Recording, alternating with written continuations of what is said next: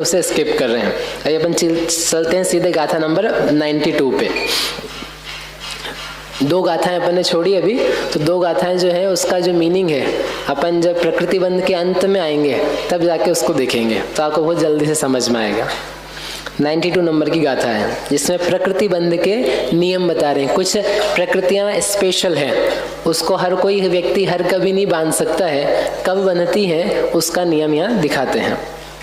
सम्मेव तीर्थ बंधो आहार दुगम पमाद रहे देसु मिस्सुणे आउसय मिच्छादिषु शेष बंधो दो। सम्मेव तीर्थ बंधो, तीर्थ यानी तीर्थंकर, जो तीर्थंकर प्रकृति है उसका बंध है वह सम्मेव सम्यक दृष्टि ही करता है। मिथ्या दृष्टि तीर्थंकर प्रकृति का बंध नहीं करता है। मिथ्या दृष्टि तीर्थंकर की पूजा करे तो तीर्थंकर प्रकृति का बंध हो सकता है कि नहीं हो सकता है? अरे तीर्थंकर की पूजा कर रहे हैं आप, तीर्थंकर की करो चाहे 24 की करो, लेकिन जब तक सम्यक तो नहीं है, उन भगवान पे ही भरोसा नहीं है जिनकी पूजा कर रहे हो, उन भगवान का ज्ञान ही नहीं कि कैसे ज्ञाता दृष्टा वीतरागी सर्वज्ञ हैं, तो उसी के अनुसार होने वाली तीर्थंकर प्रकृति कहाँ से आ जाएगी? तो वो आती केवल सम्यक दृष्टि को। सम्यक दृष्टि यानी चौथे गुण स्थान से लेकर के अब आगे कहाँ तक होता है वो विच्छुत्ति में बताएंगे, लेकिन वह सम्यक दृष्टि को होगी। फिर है आहार दुगम। आहार दुगम यानी आहारक द्विक, आहारक प्रकृति अब आप पढ़ चुके हो, आहारक शरीर और आहारक अंगोपांग। इसका जो बंध है वह पमाद रहिदेषु, प्रमाद रहित जो गुणस्थान है यानी अप्रमत्त संयत, छठे गुणस्थान तक के जीवों को कहते हैं प्रमत्त, प्रमाद पाया जाता है हीनाधिक रूप से, और जो सप्तम गुणस्थान से ऊपर के स्थान है उसको कहते हैं अप्रमत्त गुणस्थान, तो उसका प्रारंभ सप्तम से होता है। तो जो आहारक द्विक प्रकृति है दोनों वह बंधेगी तो सातवें गुणस्थान से बंधेगी, इसके पहले छठे में भी नहीं बंधती है। मुनिराज की बनती ऐसा सामान्य नियम हमने कहा था, फिर उसमें भी विशेष कहा उन्होंने कि वह प्रमाद रहित सप्तम गुणस्थान से बंधना प्रारंभ होती है। ठीक है, दो हो गए। फिर मिस ऊणे आउस्य, जो आयु है, आयु का बंध भी होता है। तो आयु का बंध कौन कौन सी स्थितियों में होता है? तो उन्होंने कहा मिश्र ऊणे, मिश्र स्थिति को छोड़ दो। मिश्र स्थिति यानी तीसरा गुणस्थान, जहाँ सम्यक मिथ्यात्व प्रकृति का उदय पाया जाता है, ऐसी मिश्र अवस्था में आयु का बंध नहीं होता है। तो कहाँ पर होगा? पहले में होता है, दूसरे में भी होता है, चौथे, पांचवें, छठे, सातवें, यानी 6 गुणस्थानों में आयु का बंध संभव है। इसके ऊपर भी नहीं होता है और मिश्र में नहीं होता है। इतना आपको याद रखना है। क्यों बता रहे हैं? क्योंकि अभी आगे जाकर के जब जब मिश्र गुणस्थान आएगा और हम बताएंगे यहाँ कितना बंध होना है, तो उसमें से आपको याद रख करके क्या माइनस करना रहेगा? आयु को, क्योंकि आयु का बंध वहां पर नहीं होता है। क्यों नहीं होता है? इस टाइप के परिणाम नहीं पाए जाते। मिश्र गुणस्थान में ना मरण होता है, ना मारणांतिक समुद्घात होता है, और ना ही आयु का बंध होता है। ये तीनों चीजें वहां पर नहीं पाई जाती है। तो फिर मरेगा कैसे वो जीव? मरण नहीं हो सकता और आयु का बंध नहीं हो सकता है, तो फिर जाएगा कहाँ पर? वो अंतर मुहूर्त के लिए होता है। क्या चीज? मिश्र गुणस्थान जो है उसका जो टाइम है अधिकतम भी कितना है? अंतर मुहूर्त। अंतर मुहूर्त बाद में वह सम्यक्त में जाए या मिथ्यात्व में जाए, और वहां जाकर के मरण भी होता है और वहां जाकर के आयु का बंध भी होता है। इस प्रकार से ये 3 कर्म बताए। उसमें भी मिच्छादिषु, उसमें आगे जो शेष कर्म है उनका शेष बंध, शेष कर्मों का बंध मिथ्या दृष्टि आदि गुणस्थानों में पाया जाता है। यानी जहाँ जहाँ जो जो कर्म जब तक उनकी विच्छुत्ति नहीं होती है, विच्छुत्ति यानी उनका अभाव नहीं होता है बंधने का, तब तक वे मिथ्यात्व से लेकर के आगे तक बंधन के योग्य रहते हैं। समझ पाया? तो ये 3 कर्म के नियम बताए। अब इसमें भी जो तीर्थंकर प्रकृति है उसके लिए थोड़ा और विशेष बताते हैं कि ये कर्म किसके बनता है। सम्यक दृष्टि के तो बनता है, लेकिन सम्यक दृष्टि भी अनेक प्रकार के हैं और सम्यक दृष्टि के गुणस्थान भी बहुत सारे हैं, 4 से लेकर 14 तक के। तो वो किन किन को बन सकती है और उसके लिए क्या विशेष आवश्यकता है वो यहाँ पर बताना है। गाथा नंबर 93। भैया ये आपने जो आहार शरीर का बताया 7वें गुण स्थान में होता है, तो गाथा में ये तो लिखा हुआ है नहीं कि अपूर्व करण से छठे वास तक होता है, तो वो गाथा में अर्थ कहाँ से आएगा ना आगे? अभी बंद विच्छुद्धि आगे पीछे के रेफरेंस मिला के करते थे, इसलिए पमत्त रही देसु, पमाद रही देसु प्रमाद से रहित सप्तम से चालू होगा। और फिर उन्होंने क्या है, जहां तक विच्छुद्धि नहीं होती है तब तक फिर उसको बंध कहा जाता है। तो विच्छुद्धि बताने वाले हैं बस अभी हाल, तो वो विच्छुद्धि के अनुसार उसका अर्थ निकलता है। भैया 7वें गुण स्थान में पूरे में बंध नहीं होता ना, आयु का केवल 100 स्थान तक होता है। हाँ, अभी बताते हैं आगे कहाँ तक होता है ना, आगे आएगा सब। 93 पडमुव समिये सम्मे से सतिये अविरदादि चतारी तिथयर बंद पारम भयानरा केवली दुगंते। पडम उव समिये सम्मे, पडम उव समिये ने प्रथमोपशम सम्यक्त्व, सम्य ने सम्यक्त्व, शेष तीये और जो शेष 3 प्रकार के सम्यक्त्व हैं कौन से? द्वितीयोपशम, क्षायोपशमिक और क्षायिक। सामान्य से 3 ही प्रकार के सम्यक्त होते हैं, और सामान्य करो तो सम्यक्त तो सम्यक्त ही होता है, और भेद करते हैं तो 3 प्रकार के कहे जाते हैं, औपशमिक, क्षायिक, क्षायोपशमिक। तो उसमें भी जो औपशमिक है उसके 2 टाइप्स कर लेते हैं, प्रथमोपशम और द्वितीयोपशम। क्या मतलब उसका? पहली बार हो तो प्रथमोपशम और दूसरी बार हो तो द्वितीयोपशम। नहीं, मिथ्यात्व गुणस्थान से जो उपशम सम्यक तो हो उसका नाम प्रथमोपशम। प्रथम गुणस्थान से यदि उपशम सम्यक्त हो रहा है तो उसे बोलते हैं प्रथमोपशम। और छठे 7वें श्रेणी के सन्मुख चढ़ते समय जो उपशम सम्यक्त यदि उत्पन्न हो तो उसे कहते हैं द्वितीयोपशम सम्यक्त। ये इन दोनों का अर्थ है। तो वो जो प्रथमोपशम सम्यक्त द्वितीयोपशम है ये दोनों हो अथवा बाकी के 2 सम्यक्त हो, उनमें अविरद आदि चत्तारी, जो अविरत सम्यक्त से लेकर के 4 गुणस्थान हैं, यानी अविरत सम्यक्त चौथा, देश संयम 5वां, प्रमत्त संयत 6ठा और अप्रमत्त संयत 7वां। ये जो 4 गुणस्थान हैं इनमें ही तिथयर बंध पारंभया, तीर्थंकर प्रकृति के बंध के प्रारंभ करने वाले जीव नरा जो मनुष्य हैं वे करते हैं, वो भी केवली दुग अंते, यानी जो केवली द्विक हैं, केवली और श्रुत केवली। केवली भगवान यानी सर्वज्ञ परमात्मा, और श्रुत केवली यानी जो दिगंबर मुनिराज हैं जिन्हें केवल श्रुत का संपूर्ण द्वादशांग का ज्ञान है, ऐसे जो दिगंबर मुनिराज हैं उनके समीप में हो, सानिध्य में हो, ऐसे किसी मनुष्य को तीर्थंकर प्रकृति का बंध प्रारंभ होता है। ये प्रारंभ की तरफ से बता रहे हैं।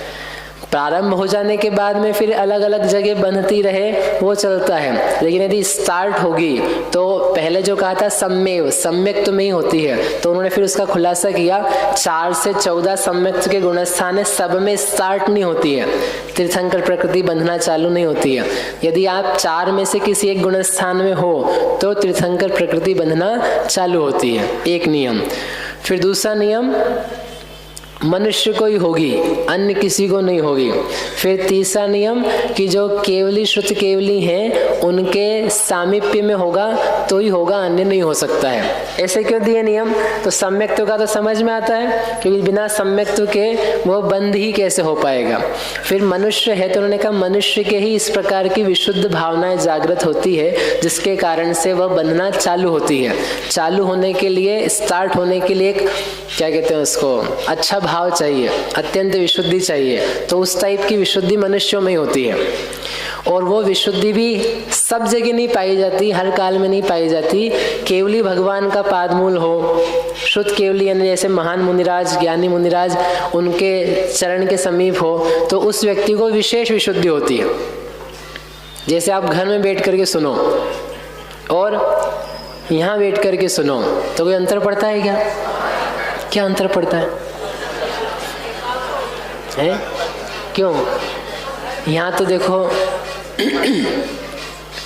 यहाँ तो ठंडी गर्मी भी लगती है।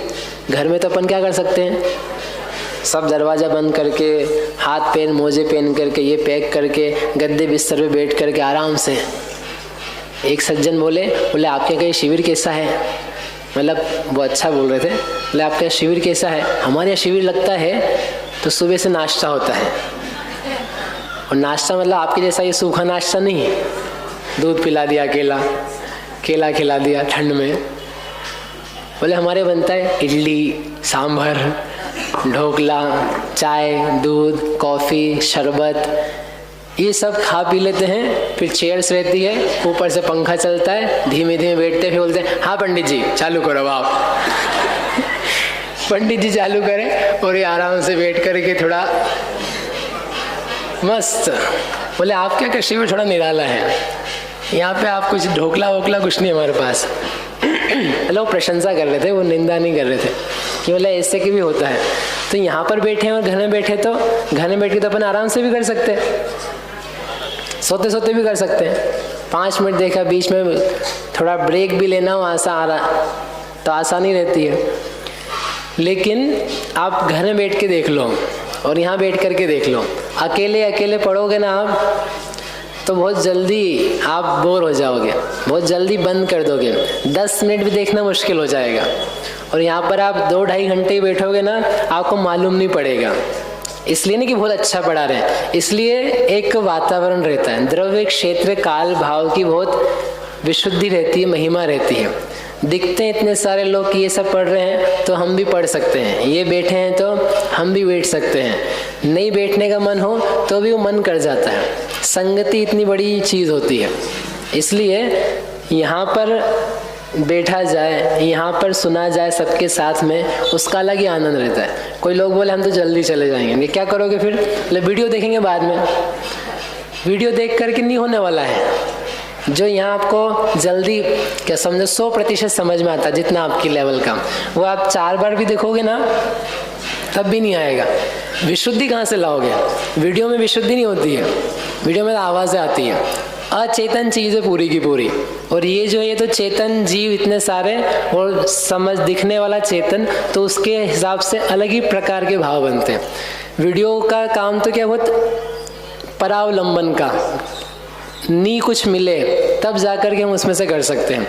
जो असहाय है, आ नहीं सकते हैं, कोई बहुत ही बाधा हो गई है, उस व्यक्ति के लिए काम के हैं। जो जीवित ही हैं, आ सकते हैं, जागृत हैं, वो बोले हम तो वीडियो देखेंगे, तो तुम वीडियो वाले ही बन जाओगे। वो नहीं हो सकता है।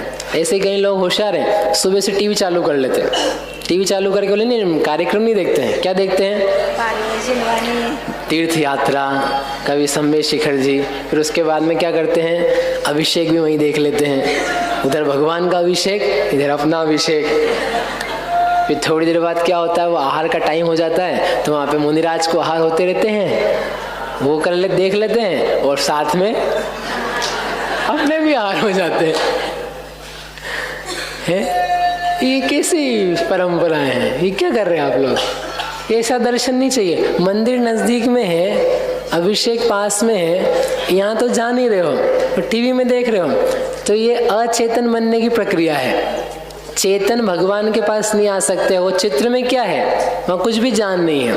यहाँ तो भगवान में प्राण प्रतिष्ठा है, जीवित भगवान है, चैतन्य भगवान है, चित्तपुंज है, और वो जो कुछ देख रहे हो उसमें कुछ जान नहीं है। इसलिए अचेतनता की दौड़ है। जितना आप खोल करके सुबह से देख लिए ऐसी भी चीज़, तो उससे कोई बहुत बड़ा भारी पुण्य लग रहा हो किसी को, इस भ्रम में मत आ जाना। वो सब चीज़ें असहाय लोगों के लिए है, कि जो कोई बेचारा जा ही नहीं पाए, उठ नहीं सकता है, बीमार हो गया है, अशक्त है, और शक्त हो और फिर भी भगवान से दूर रहे, जिनालय से दूर रहे, जिनवाणी से दूर रहे, तो उसका उद्धार बड़ा मुश्किल है। इसलिए एक जैसे मंदिर का, स्वाध्याय सामूहिक का, संगति का एक अलग प्रभाव पड़ता है।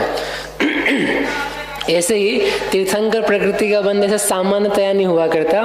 जो केवली भगवान हो, उनका सानिध्य, उनका सामीप्य हो, तो उसके कारण से अलग ही विशुद्धि होती है और परिणाम बहुत निर्मल होते हैं। तो वहां पर और विशिष्टता आए तो जीव के तीर्थंकर प्रकृति का बंध हो सकता है, होगा ही, ऐसा कोई नियम नहीं है। नहीं तो जितने समव शरण में जाएंगे वो सभी कर लाएंगे, ऐसा नहीं होता है। उसके लिए और जो विशेषता चाहिए, यदि वो आ जाती है तो बंद होता है। ऐसे श्रुत केवली भी हैं जो मुनिराज, उनके सामीप्य में भी हो तो भी उसका बंध हो सकता है। सामीप्य का अर्थ ये नहीं कि उनके चरण पकड़ के बैठे रहो, उनकी सन्निधि में होने बस समो शरण में होगा। दूर भी हो, यानी नगर में है, जैसे अपन यहाँ हैं और नगर में ही है मुनिराज और केवली भगवान, तो उनको देख देख करके विचार करके भी क्या होता है, विशुद्धि जागृत होती है। तो सामीप्य में बिल्कुल ही नजदीक, क्लोजनेस हो, वैसे ही अर्थ नहीं है। आपका नगर, देश, मोहल्ला, देश यानी क्षेत्र, उसमें हो तो उसको देख विचार करके भी विशुद्धि बनती है। इस प्रकार के परिणामों से तीर्थंकर प्रकृति का बंध चालू होता है मनुष्य के। अब बंध चालू हो जाए उसके बाद में भी बनती रहती है। तीर्थंकर प्रकृति ऐसी प्रकृति है कि एक बार चालू हुई उसके बाद बंद नहीं होती जब तक उसकी विच्छुत्ति ना हो जाए, अथवा जो कल दिन में बताया था, मिथ्यात्व के सन्मुख अंतर मुहूर्त के लिए ना हो जाए। तो वह हर समय लगातार फिर कुछ भी किया जाए, फिर भले विशुद्धि ना भी रहे, तब भी उसका बंध चालू हुआ है तो लगातार बंधेगी ही बंधेगी। उदाहरण के लिए श्रेणिक महाराज का जीव है, तो उन्होंने क्या चालू किया, भगवान के समो शरण में तीर्थंकर प्रकृति का बंध प्रारंभ किया, तो बंध गई, चालू हो गई बंधना। अब उसके बाद में वो कहाँ चले गए, नरक में चले गए, क्योंकि पहले से नरक की आयु बांधी हुई थी। तो नरक में जाना तो क्या हो गया, कंपलसरी हो गया। तो जब वो नरक में गए, अभी वर्तमान में कहाँ है, नरक में, तो नरक में उनको तीर्थंकर प्रकृति बंधती होगी कि नहीं बंधती होगी, है? क्यों बंधेगी वहां पे, नारकी है, वो तो नारकी है लेकिन सम्यक दृष्टि है, और वो प्रकृति ऐसी है वो पीछा नहीं छोड़ती है, कंटिन्यूस चलती है। तो वो कुछ भी करें, वहां पर मारकाट भी करें, तब भी तीर्थंकर प्रकृति का बंध चलता रहता है, क्योंकि ये ध्रुव निरंतर बंधी प्रकृति है। चालू होने से लेकर के विच्छुत्ति तक, बंद होने तक लगातार बंधेगी ही बंधेगी, ऐसा। तो इस प्रकार से ये दो नियम अलग से दिखा है। अब इसके बाद में ना तीन चीजें, एक सेकंड बहन जी, सुन लिया मैंने। इसके बाद में तीन चीजें हैं, बंध, विच्छुत्ति, बंध और अबंध। ऐसी तीन बातें हैं, इनका अपने को विचार करना है पूरे गुणस्थानों के संबंध में और मार्गणाओं में। तो वो आगे इसका प्रकरण चला रहे हैं। प्रकृति बंध के जो विशेष नियम थे वह दो गाथा में बता के कंप्लीट हो गए, और इसके अलावा कोई विशेष नियम नहीं है। अब बाकी सब सामान्य है ना, वो देखते हैं।